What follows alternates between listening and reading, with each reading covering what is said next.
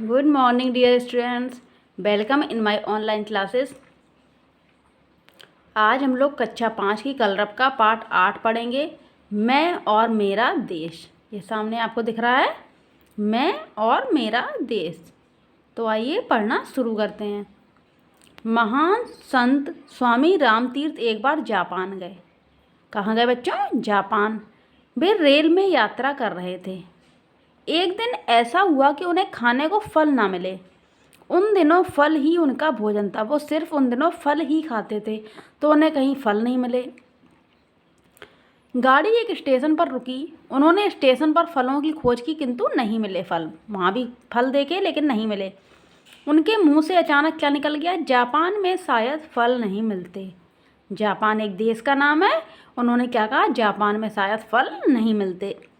एक जापानी जो वहाँ रहता था, वो युवक प्लेटफॉर्म पर खड़ा था। उसने ये शब्द सुन लिए। सुनते ही वह भागा और कहीं से एक टोकरी ताज़ा फल ले आया। उसने बेफल स्वामी रामतीर्थ को भेंट किए और कहा, लीजिए, आपको फलों की ज़रूरत थी। स्वामी जी ने समझा कोई फल बेचने वाला है। उन्होंने उससे फलों के दाम पूछे, पर उसने दाम देने से इनकार कर दिया। बहुत आग्रह करने पर उसने कहा, आप अगर इनका मूल्य देना चाहते हैं तो अपने देश में जाकर किसी से यह ना कहिएगा जापान में फल नहीं मिलते। स्वामी जी यह उत्तर सुनकर मुग्ध हो गए। उस युवक ने अपने इस कार्य से अपने देश का गौरव ना जाने कितना बढ़ा दिया। तो कितना उसने अपना देश का गौरव बढ़ा दिया। उसने क्या कहा कि ये कहीं कहना नहीं आप जाके कि जापान में फल नहीं मिलते, इससे मेरे देश की बदनामी होगी, है ना। तो उसने क्या कहा, अगर आप फलों की कीमत देना चाहते हैं तो आप किसी से ये नहीं कहिएगा। तो उसके देश का नाम बहुत ऊंचा हो गया। इस गौरव की ऊंचाई का अनुमान दूसरी घटना सुनकर ही पूरी तरह लगाया जा सकता है। किसी देश का एक युवक जापान में शिक्षा लेने आया। एक दिन वह सरकारी पुस्तकालय से कोई पुस्तक पढ़ने के लिए लाया। इस पुस्तक में कुछ दुर्लभ चित्र थे। इन चित्रों को उस युवक ने पुस्तक में से निकाला और पुस्तक वापस रख दी। किसी जापानी विद्यार्थी ने उसे देख लिया और पुस्तकालय प्रभारी को उसकी सूचना दी। पुलिस ने तलाशी लेकर वे चित्र उस विद्यार्थी के कमरे से बरामद कर दिए और विद्यार्थी को जापान से निकाल दिया गया। देखा बच्चों, एक ने तो अपने देश का नाम ऊंचा कर लिया और दूसरे ने अपने देश का नाम अपराधी को दंड मिलना ही चाहिए। पर मामला यहीं नहीं रुका और उस पुस्तकालय के बाहर बोर्ड पर लिख दिया गया कि पुस्तकालय में इस विद्यार्थी का प्रवेश तो वर्जित है और उसके देश के विद्यार्थियों का, निवासियों का भी प्रवेश वर्जित है। देखा कि उस विद्यार्थी को भी प्रवेश नहीं मिलेगा, बल्कि वह जिस देश से आया है उस देश वाले को भी वह प्रवेश नहीं देगा। जहाँ एक युवक ने अपने काम से देश का सिर ऊंचा कर दिया था, वहीं दूसरे युवक ने अपने काम से देश के मस्तक पर कलंक का टीका लगाया, जो जाने कितने वर्षों तक संसार की आंखों में उसे लांछित करता रहा। बेटा, जब हम कोई बुरा काम करते हैं तो हमारे माथे पर ही कलंक का टीका नहीं लगता, बल्कि हमारे देश का भी सिर नीचा होता है।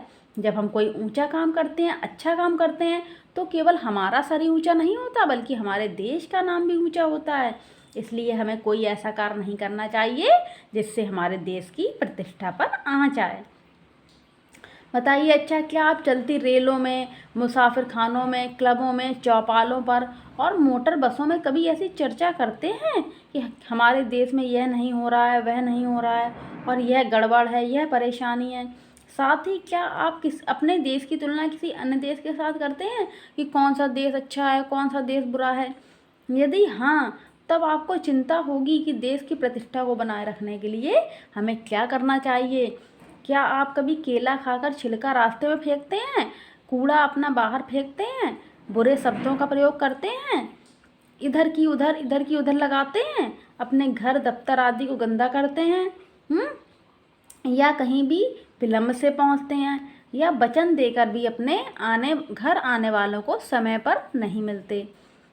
यदि आपका उत्तर हाँ है, तो आपके द्वारा देश के सम्मान को भयंकर आघात लग रहा है और राष्ट्रीय संस्कृति को चोट पहुंच रही है। यदि आपका उत्तर नहीं है, तो आपके द्वारा देश का सम्मान बढ़ेगा और संस्कृति भी सुरक्षित रहेगी। मतलब आप अगर अच्छे काम करते हैं तो आपके देश का नाम ऊंचा होगा। अगर आप ऐसा नहीं करते हैं तो आपके देश की प्रतिष्ठा पर निश्चित ही आँच आएगी। इसलिए हमें ऐसा कोई भी काम नहीं करना है जिससे हमारे देश का नाम ऊंचा ना हो, नीचा हो, इसकी प्रतिष्ठा पर आँच आए, है ना बच्चों। नहीं करेंगे ना ऐसा कोई काम, हम हमेशा ऐसा काम करेंगे, इतने अच्छे काम करेंगे जिससे हमारा नाम हो, हमारे देश का नाम हो, है ना बच्चों।